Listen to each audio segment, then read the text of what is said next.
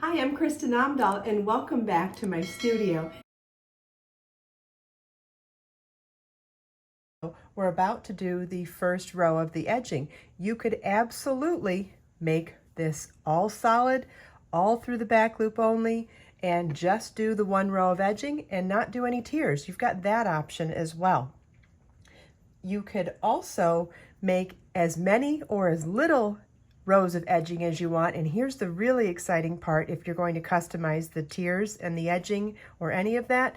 Every single row on this pattern is a multiple of 7, and the edging I designed is a multiple of 7, so you can work an even number of repeats of the edging on any row of this shawl. Even if you made this doll sized, it is perfectly, it has the perfect number of stitches on every row to work the edging. How awesome is that? So sky's the limit with all the different ways you can customize this. So let me show you how to do the edging.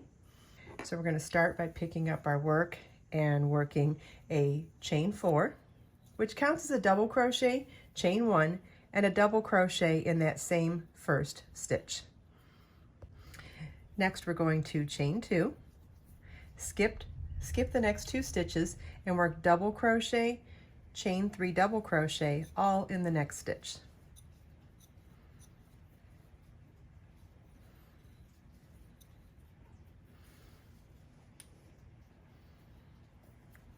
Chain 2, skip 2 stitches, double crochet, chain 1 double crochet in the next stitch. And so our repeat for this row is chain 2, skip 2 stitches, double crochet, chain 3 double crochet in the next stitch, chain 2, skip 2 stitches, then double crochet, chain 1 double crochet in the next stitch. And you want to repeat that all the way across. Okay, so this is what your work should look like at the end of the first row of the edging. Row 2 of the edging begins with a chain 1 and single crochet in the first chain 1 space. Chain 1. Then in the next chain 3 space, we're going to work double crochet, chain 1 5 times,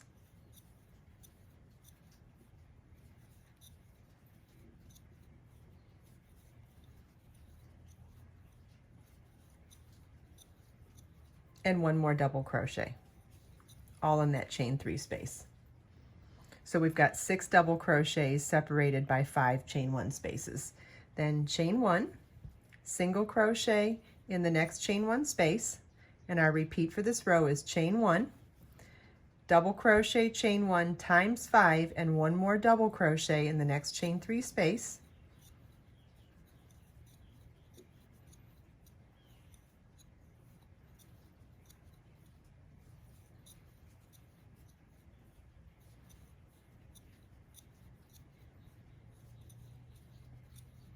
Then chain 1, single crochet in the next chain 1 space. And you want to repeat this all the way across.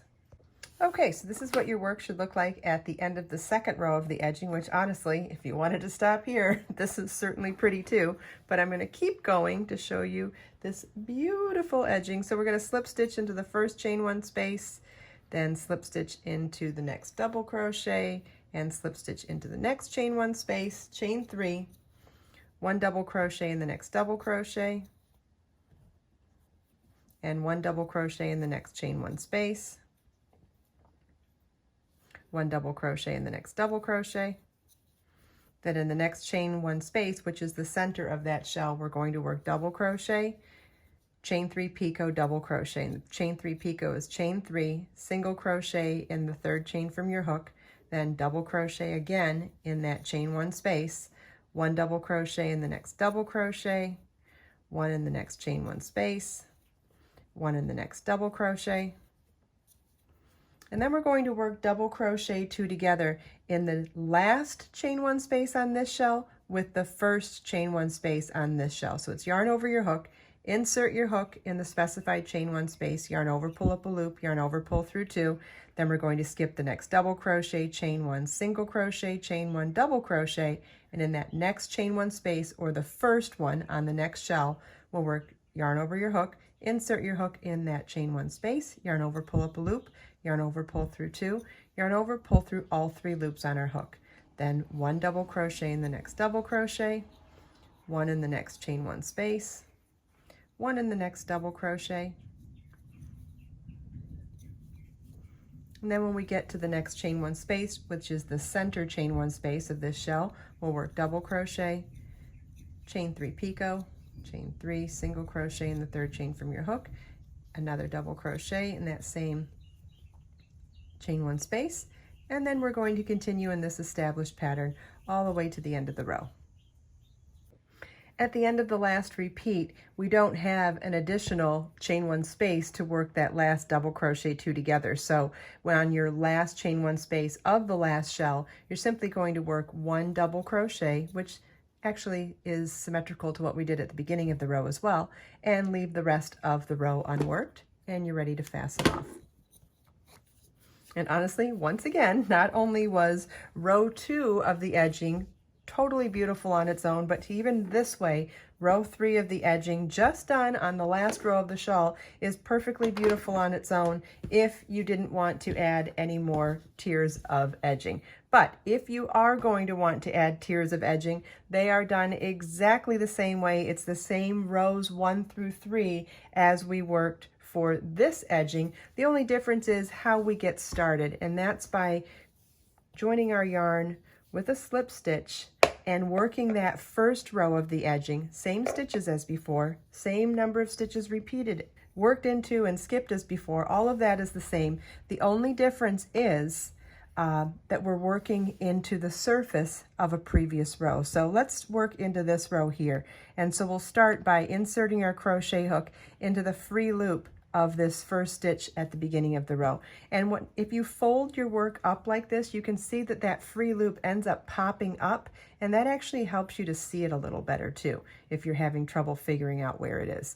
So for the first stitch, you're going to slip stitch to join, and then we're going to work row 1 of the edging exactly the same as we did for the first edging, and that's a chain 4, which counts as a double crochet chain 1 and a double crochet in the same chain. Only because that free loop is pretty loose on its own, if we're using it as a guide, you don't actually have to work just into it. So I would grab just another loop somewhere near it just to fortify the position of that stitch. So then we did a chain 4 double crochet for our first double crochet, chain 1 double crochet. Then we'll work a chain 2, skip the next 2 stitches, and then in this stitch, we're going to work double crochet, chain 3, double crochet. So yarn over your hook, there's the free loop. I'm going to grab that second loop right there just to fortify its position. Yarn over, pull up a loop, yarn over, pull through 2, yarn over, pull through 2. If you're fine just working through the 1 loop, that's perfectly fine too. Chain 3, and double crochet again into that same stitch. Chain 2, skip 2 stitches, double crochet, chain 1 double crochet in the next stitch, chain 2, skip 2 stitches, double crochet, chain 3 double crochet in the next stitch. Oh, by the way, this is color lilac and this is color turquoise. I don't know if I mentioned that earlier. Nice fun contrast. And then skip 2 stitches, double crochet, chain 1, double crochet in that next stitch. And so you want to repeat this all the way across. Chain 2, skip 2 stitches, double crochet, chain 3, double crochet in the next 2, chain 2, skip 2 stitches, double crochet, chain 1, double crochet in the next stitch. And you want to repeat that all the way across. Okay, now that we've finished row 1 of the edging for one of our tiers, you can see that it is joined on the surface of a row that's already been worked into. And so not only have you learned how to do that for this particular pattern, but you can apply this to any pattern that you want to make any sort of a tiered embellishment to or a ruffled embellishment to. If you simply work rows through the back loop only, you get this free loop that will give you a great guide to help join into them. But if you don't have that, you could also find a loop or two on any of these given stitches that weren't worked through the back loop only. Like let's say you have an existing project, you could definitely work into the surface to do something like that on there as well. So now that our first row is joined to an existing row on the surface of the crochet, the great news is the rest of the edging is worked exactly the same as we did this one here. So you just want to repeat rows 2 and 3 exactly as we did here to finish this beautiful ruffle. And then keep in mind that you can make as many or as little ruffles as you want to make something that is just this brilliant burst of color like I did, or find something tonal or something that works with any specific theme that you want, or you can do as many or as little ruffles as you want. There's no wrong way for you to be creative. I hope you enjoyed this video. If you have any questions at all, please feel welcome to leave them for me in the comments. And if you check out the video description, I've provided links for everything we talked about in this video. Let us make time to create, share, and inspire today and every day. I'll see you in the next video.